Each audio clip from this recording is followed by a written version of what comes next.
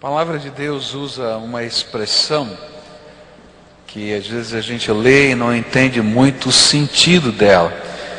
A palavra é iniquidade. O que é iniquidade? Iniquidade é quando a gente está tão acostumado ao pecado que o pecado a gente não tem mais vergonha de cometê-lo. E ele passa a ser algo tremendamente natural na nossa vida.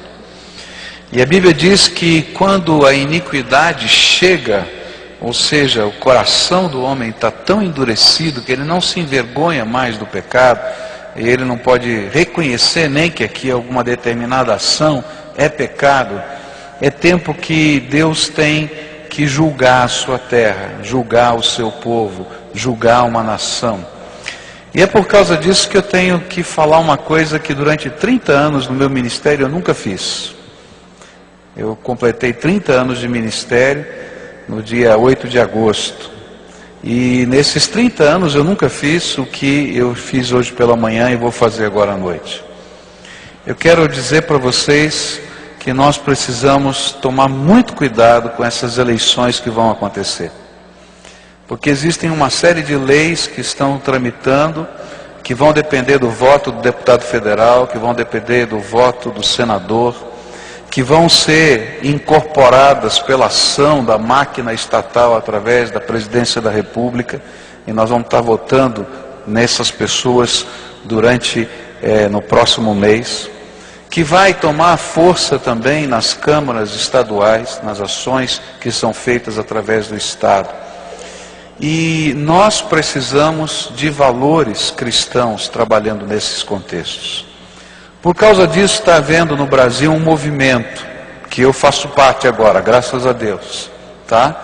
De líderes cristãos, de várias denominações, evangélicos e católicos, que estão trabalhando para que a gente possa impedir que a iniquidade seja institucionalizada na forma de lei. E por isso alguns pastores têm se posicionado firmemente no rádio, na televisão, com as suas igrejas, e também a CNBB, a Conferência Nacional dos Bispos do Brasil, nessa última semana escreveu um documento e publicou e lançou na mão de toda a imprensa, se posicionando com relação a esses assuntos. Eu vou pedir que você assista um vídeo de alguns minutos que fala desses problemas e de como nós precisamos levar isso a sério, porque isso tudo que vai passar aqui é iniquidade institucionalizada, e que nós precisamos nos posicionar e dizer, nós não queremos isso na nossa nação, e procurar pessoas que nos representem para dizer, vou votar contra essas coisas, porque caso contrário, a iniquidade será oficializada, e Deus não vai ter outra coisa a não ser julgar a nossa terra. É isso que a Bíblia diz. Então veja esse vídeo um pouquinho. O mundo está vivendo um cenário de terríveis crises. Isso todos sabem.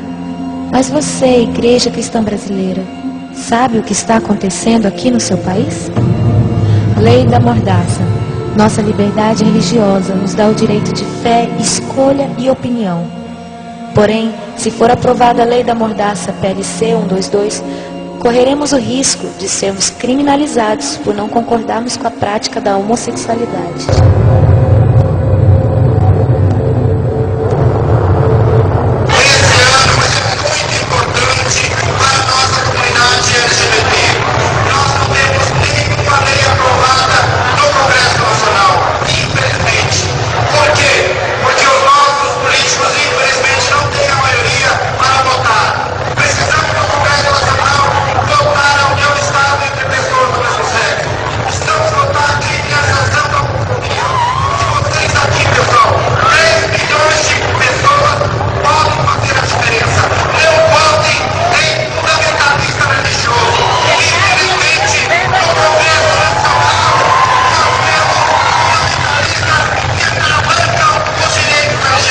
Nós devemos ter muito cuidado em relação à questão da Bíblia, porque nós sabemos que é um livro antigo, a Bíblia ela não é o livro sagrado.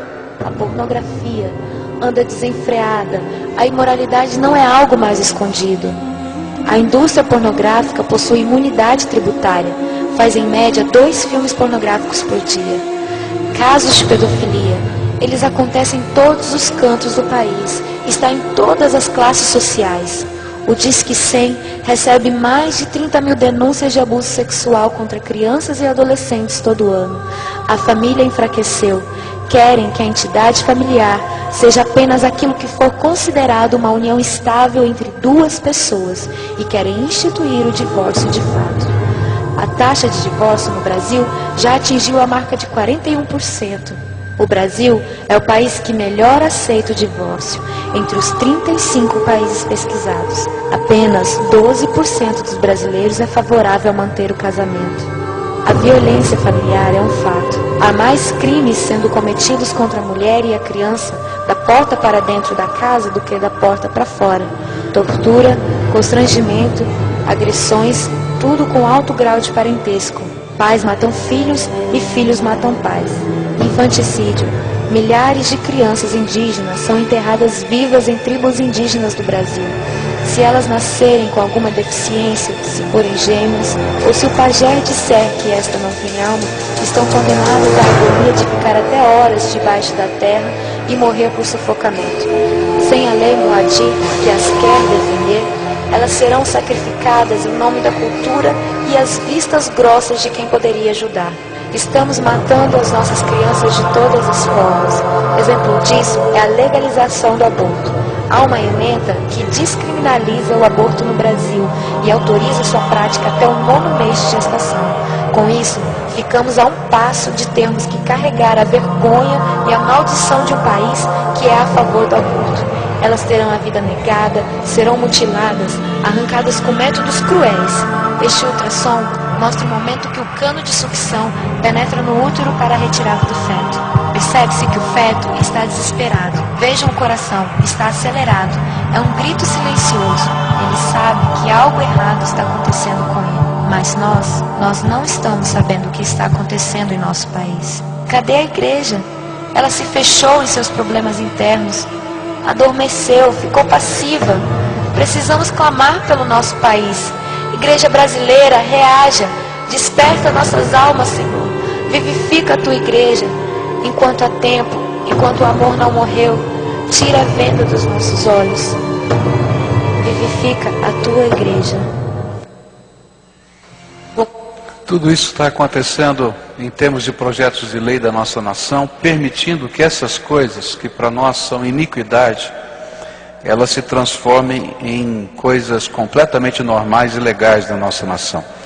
E eu queria pedir não somente para você orar, eu acho que todos nós devemos orar, mas nos posicionarmos e procurarmos, quando votarmos, as pessoas que se posicionem claramente contra estas coisas e assumam o compromisso de lutar no Congresso Nacional, de lutar na máquina estatal contra a legalização da iniquidade.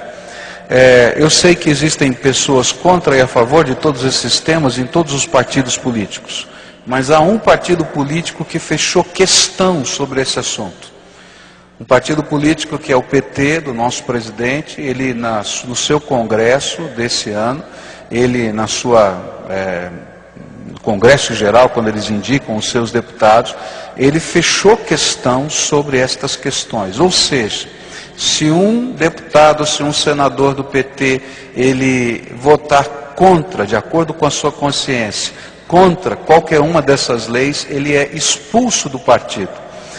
Já 2 deputados federais foram expulsos do PT por se manifestarem contra o aborto. E isso fez com que a Igreja Católica se manifestasse publicamente, porque eles estavam ligados à Igreja Católica, junto ao PT, e se manifestaram contra, e por isso foram expulsos do partido. E a Igreja Católica então emitiu nota pública dizendo: olha, não votem em ninguém do PT.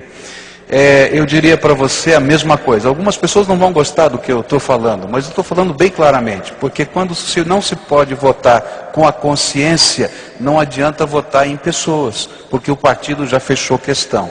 Se você entrar no site do Governo Federal e pegar lá o Projeto Nacional de Direitos Humanos 3, você vai encontrar todas as propostas que o governo federal, através do presidente da República, colocou na mão do Congresso para serem votadas na próxima legislatura.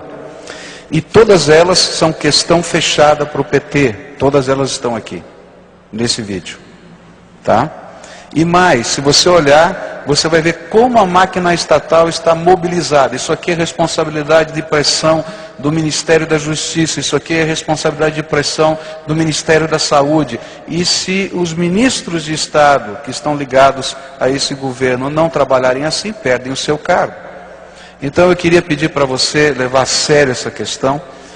Como pastor eu nunca fiz isso, eu não estou dizendo para você votar em A ou B, eu vou dizer para você em quem não votar. Em pessoas que estejam trabalhando a favor da iniquidade na nossa terra. Porque senão, queridos, Deus vai julgar a nossa terra. E se Deus julgar a nossa terra, isso vai acontecer na tua vida e na minha vida, porque eu faço parte dessa terra. Porque Deus não tolera iniquidade. Amém?